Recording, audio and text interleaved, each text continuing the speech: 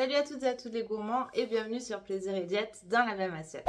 On se retrouve pour une nouvelle vidéo et aujourd'hui on va faire une dégustation des meilleurs flancs à Paris.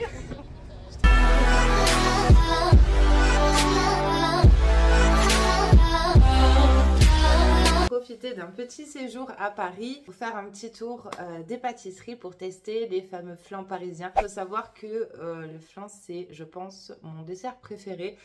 J'aime vraiment beaucoup ça et quitte à être à Paris, autant faire le tour pour tester les meilleurs flancs parisiens. Donc dans cette vidéo, on a voulu quand même tester et faire un point donc sur des pâtisseries un petit peu plus haut de gamme, puis du milieu de gamme et puis des pâtisseries un petit peu plus lambda. Faire un comparatif de tout ça, voir si la réputation fait vraiment le flan ou pas. On a fait les cobayes pour vous, c'est très difficile hein, de goûter autant de flans sur une même journée. On vous partagera avec Alan nos avis sur ces flans parisiens. Devant et on saute.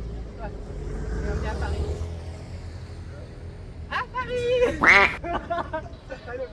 Du coup, nous rentrons de notre épopée parisienne sous la pluie. On a fait 2 arrêts flancs. Le premier, c'était Yann Couvreur. Qui est en partenariat avec Mythique d'ailleurs. Honnêtement, on a payé combien? 4,50 € l'appart. Faut pas avoir très faim quoi. C'est tout. On va pas s'étouffer avec. Ok, donc on va tester ça. Putain, on se sent pas comme des pros là. On va voir. C'est culinaire.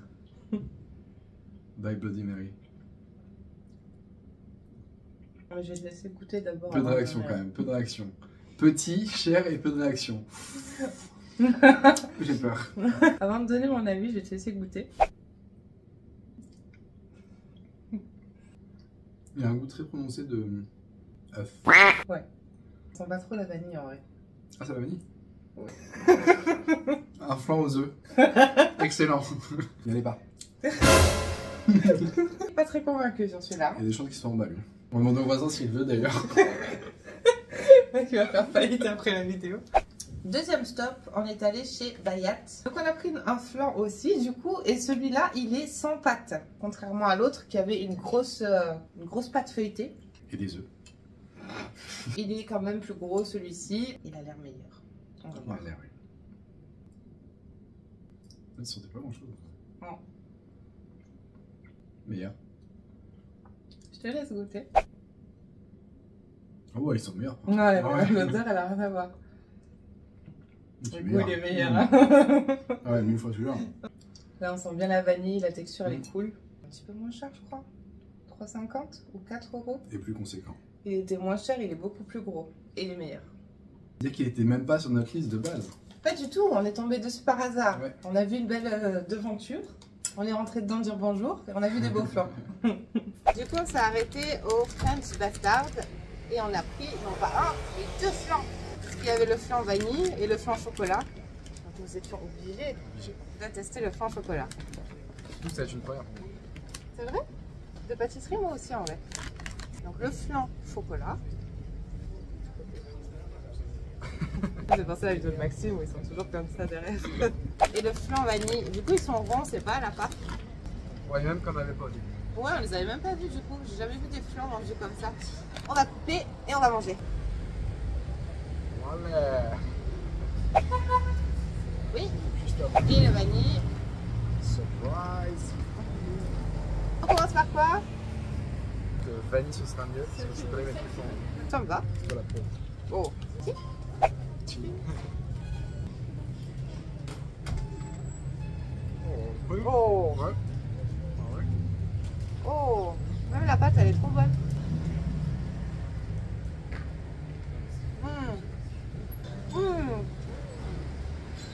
On est pas trop dans l'excès. C'est French Bastard, on peut dire. Oh bâtard, Oh c'est les bon. bâtards. Et on va tester le chocolat. Il a intérêt d'être à la hauteur. La tienne.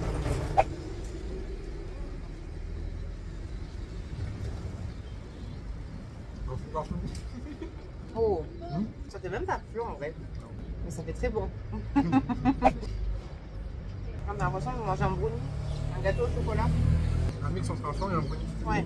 Coupe ta musique s'il te plaît là. On filme YouTube. C'est validé hein. On va faire un point sur les flancs qu'on a mangés. Le but c'était aussi de pouvoir comparer les enseignes qui sont assez réputées avec des enseignes plus lambda ou classiques on va dire, pour voir si le ratio prix déjà réputation valait la peine comparé à des pâtisseries plus classiques. Du coup on a testé, donc on a dit Yann Couvreur, qui en termes de réputation est assez élevé vu qu'il a 3 ou 4 pâtisseries sur Paris, avec c'était les parts de flan les plus chères qu'on a achetées je crois. On voulait aussi comparer avec Cyril Lignac, malheureusement il n'y en avait pas, il vendait pas de flan, comme c'était pour la Saint-Valentin, il y avait des cœurs partout mais il n'y avait pas de flan, donc ça on n'a pas pu tester. Par contre ce que je vais faire pour avoir aussi un autre point de comparaison sur des pâtisseries assez haut de gamme on va dire, je vais essayer de m'arrêter chez La Durée pour voir sur le retour. Cette fois-ci il n'y aura pas Alan avec moi, je serai toute seule, donc voilà. Je mangerai ma barre prod, t'inquiète. Et ensuite du coup on a testé une enseigne on va dire milieu de gamme avec The French Bastard, et l'autre c'était Bayat, qui est donc ça j'ai jamais entendu parler, on est passé devant, c'était joli, on est rentré. Du coup au niveau du classement ça donne quoi pour toi? Alors moi de base je connaissais pas Yann Couvreur, donc j'ai appris qui c'était avec ce trip. Donc du coup dans mes attentes c'était quelqu'un de très reconnu, donc je pensais que la qualité allait être vraiment extraordinaire, donc j'avais vraiment des attentes. J'ai rarement des attentes mais là j'en avais. et du coup à contrario, la petite boulangerie qu'on a testée, je me suis dit bah c'est juste une boulangerie normale, donc j'ai pas beaucoup d'attentes là-dessus. Et en fait il s'est avéré que dans mon classement personnel, le premier est le French Bastard, qui vraiment c'était incroyable, genre que ce soit au chocolat ou même le à la vanille, c'était extraordinaire. En deuxième, la petite boulangerie Bayat justement, et en troisième, donc en dernière position, Yann Couvreur. Bah écoute, on a le même classement. Yann Couvreur, honnêtement j'étais mais tellement déçue, que ce soit au niveau de l'appareil à flan ou de la pâte, j'ai rien aimé honnêtement. La pâte c'était une pâte feuilletée vraiment pas bonne, enfin, perso. Le flan c'était une omelette. Ah, donc manger une omelette à la pâte feuilletée c'est pas mon kiff. Très dommage, honnêtement très déçu. Et puis en plus la part elle était genre vraiment hyper minuscule, pour le prix ça valait pas, le ratio il était pas bon. Et The French Bastard ça a vraiment été grosse surprise, perso je connaissais pas du tout, j'en avais beaucoup entendu parler quand même via les réseaux. Mais vraiment c'était super bon. Le flan chocolat, c'est l'impression de manger un fudge brownie, c'était ouf. Et la petite pâtisserie sur laquelle on est tombé par hasard, vraiment super bonne. C'était vraiment un bon flan tel qu'on l'attend en fait. Donc voilà, moi au niveau du classement c'est pareil, c'est The French Bastard en premier, Bayat en deuxième, et Yann Couvreur il peut aller se recouvrir. Hein. Du coup on se retrouve dans le train, j'espère que vous m'entendez parce qu'il n'y a pas vraiment de coin calme ici. Comme je vous l'ai dit juste avant, je me suis arrêtée chez La Durée pour vraiment faire une comparaison avec des enseignes avec une forte réputation. Forcément La Durée, ils sont beaucoup plus connus pour leurs macarons, que j'ai pris aussi. Mais si vous voulez mon avis là-dessus, il faudra me suivre sur Instagram, je le mettrai en story. Ici on parle de flan, donc j'ai pris le flan La Durée. Ici on est sur un flan à 7 € la part, je trouve que c'est énorme pour une part de flan.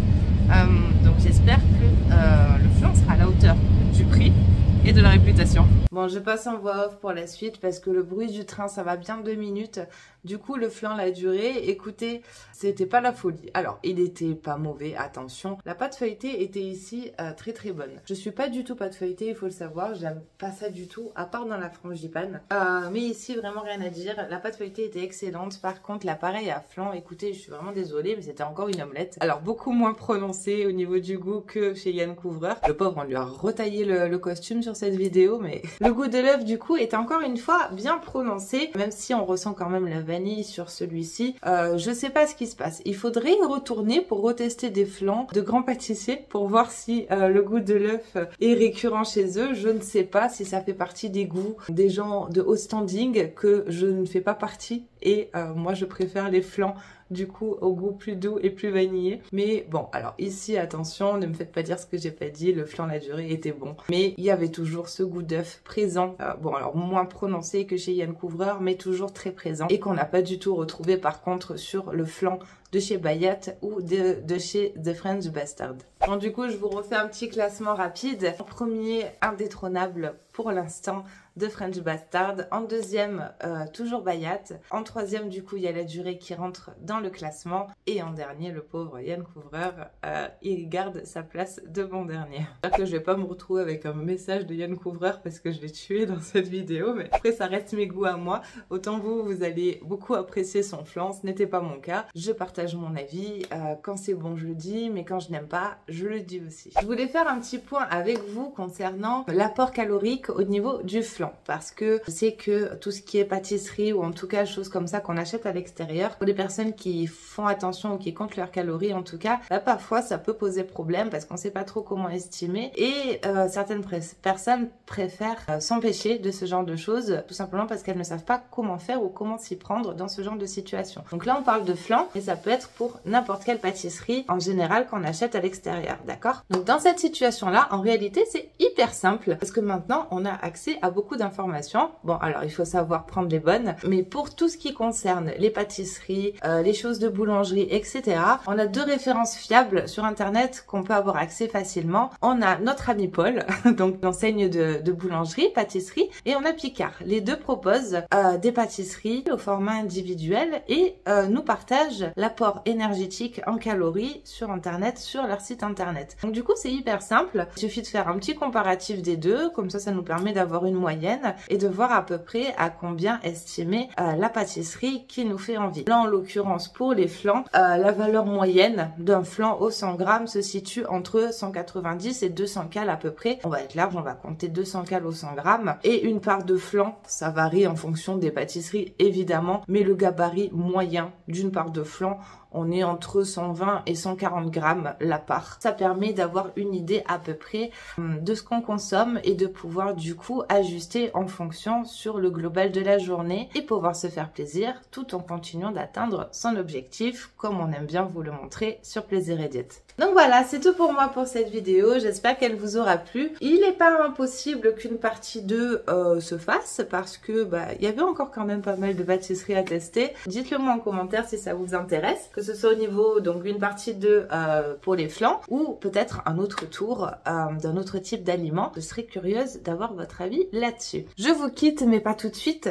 Il faut que je vous parle de quelque chose. Si vous avez regardé notre dernière vidéo YouTube, vous êtes déjà au courant, mais on a sorti nos barres Plaisir et Diète, c'est vraiment la folie. Donc nous avons deux saveurs. Il y a la Krusty White saveur chocolat blanc et fraise et la Krusty Choc au chocolat. Mention spéciale s'il vous plaît pour les packaging, n'est-ce pas? Est-ce que les packaging ne sont pas trop beaux? C'est moi qui les ai faits. Donc comme je vous le disais, saveur chocolat et saveur chocolat blanc fraise. Contre toute attente, ma préférée c'est la chocolat blanc fraise. Moi-même je ne m'y attendais pas. Je suis toujours de la team chocolat d'habitude. Attention, elle est très bonne, hein, j'ai pas dit le contraire. Mais vraiment entre les deux, j'ai une préférence pour celle-ci.